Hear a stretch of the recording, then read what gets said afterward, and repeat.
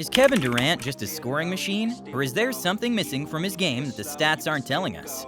Today, we dive deep into one of basketball's biggest debates.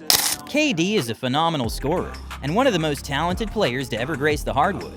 But does his skill set and career achievements truly place him among the all-time greats? Or is there a gap that his championship rings can't fill? Since Kevin Durant is so mighty on the court, many people rank him among the top 15 basketball players of all time.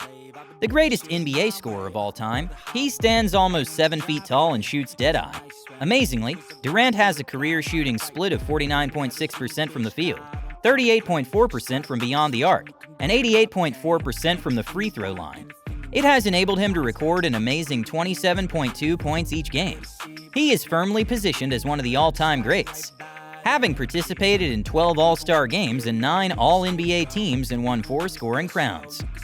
Even nevertheless, despite all of his outstanding accomplishments, there remains a discussion regarding whether Kevin Durant is among the most hypnotized basketball greats. This assertion could appear dubious to some, considering his expertise and hitting prowess. Even if his ability to shoot so precisely is amazing, a closer examination of his career reveals several issues. Some dislike Durant because, despite his high point total, he frequently vanishes when his team most needs him. While other champions can enhance their game in ways other than scoring, Durant is well known to struggle to step up when it counts. Given his lack of perceived mental toughness, there are doubts about what he truly contributes to the game.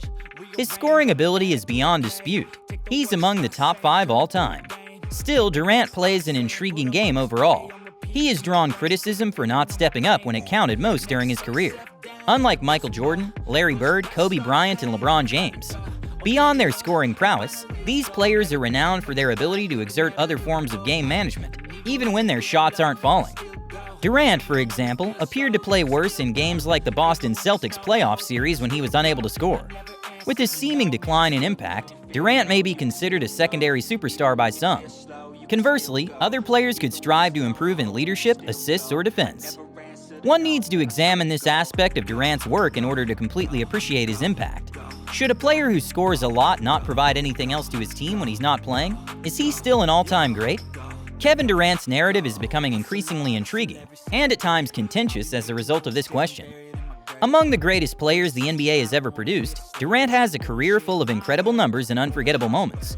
Over his career, he has scored 27.2 points per game, made 49.6% of his shots overall, 38.4% from outside the arc, and 88.4% from the free throw line. Shooting-wise, he leads the league. Looking at how crucial control and leadership are to his teams, however, paints a more complete picture. When Durant was with the Oklahoma City Thunder, he appeared to let Russell Westbrook play ahead of him a lot. Many believe Durant should have corrected the team's alleged strategy imbalance brought on by Westbrook's dominating style of play and propensity to take shots even when it was crucial. Durant is the better shooter. Hence, pundits and fans believe he ought to have been in command more frequently. Their situation didn't seem to be working well. He was compelled to leave Oklahoma City since he had no say in how the team operated. The decision that moved him to the Golden State Warriors was not well received by many. Putting together a good squad and joining a team that had already won a championship wasn't obvious, as an easy method to win future titles. Durant won 2 NBA titles and twice received the title of Most Valuable Player in the Finals, while he was a Warriors player. Some, though, attacked his play. Some have called into doubt Durant's championships, arguing that he chose an easy route to victory, which could obscure his true level of competition against greats who faced more difficult obstacles. During his time with the Brooklyn Nets, Durant showed that he had more problems as a boss. While Durant was the best player on the team, he often failed to motivate his teammates to keep their eyes on the ball and do their very best. James Harden and Kyrie Irving's public fights, which were not about basketball but about other things, made Durant less influential. Throughout his career, one thing that kept coming up was how brilliant he was as a person, but he struggled to command and lead with decisiveness. This was clear when he failed to pull the strings and make the team work together. People outside of basketball games have sometimes mistaken Durant's great public image as a nice guy for a lack of the violence that sports stars like Kobe Bryant and Michael Jordan are praised for. This makes me question what most people think about NBA leaders and supports the idea that Durant isn't your normal, tough, commanding leader. Durant's 2014 MVP victory demonstrated his skill and commitment, but it didn't alter the perception among most that LeBron James was the best player in the NBA when they were both active. 3 consecutive finals victories by Durant over LeBron, but overall his career hasn't yet reached the heights of either Kawhi Leonard or LeBron. Anybody can argue that an all-star or outstanding player's career shouldn't be determined by one last series. Neglecting their greater achievements would not be just. Long a target of criticism, Kevin Durant's play in a pivotal playoff series against the Celtics revealed previously unnoticed aspects of his game. Durant was outstanding all through the regular season, shooting 51.8% from the field and 38.3% from beyond the arc. He scored 29.9 points per game. But in the match against the Celtics, his stats significantly dropped. When Durant made only 38.6% of his field goals and 33.3% of his three-pointers, he was having a bad day. The expectations for someone whose performance mostly relied on scoring were not met by these figures. Apart from their poverty, they were repulsive. The Nets' play deteriorated, and they had no prospect of winning the series. However, other factors were as significant as the figures. There was unmistakable concern and perplexity in the air while Durant played. At first glance, his average of 26.3 points per game in the series may not seem like much, but it conceals the real issues he's facing. Durant played an awful opening game of the series. He turned the ball over 6 times, made only 1 of 5 jumpers from beyond the line, and finished with 23 points in 41 minutes. What was to happen was shaped by the difficult beginning he and his squad gave the series. Not that the following games improved. While scoring 27 points in Game 2, he missed 23.5% of his field goals and had 6 turnovers.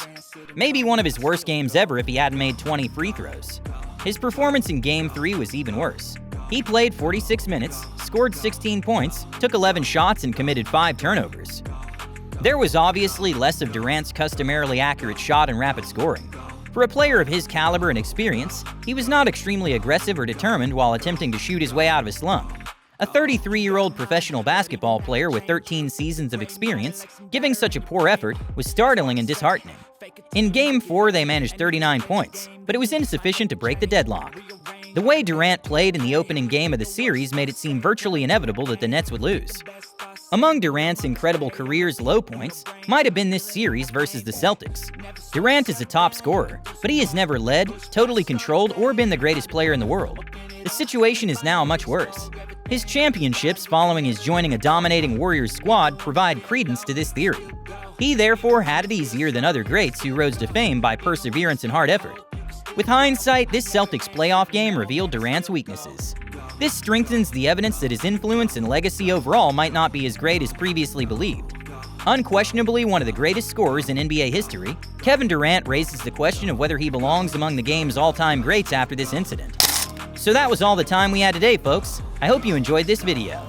Do not forget to subscribe to our channel and hit the bell icon on your way out. See y'all next time.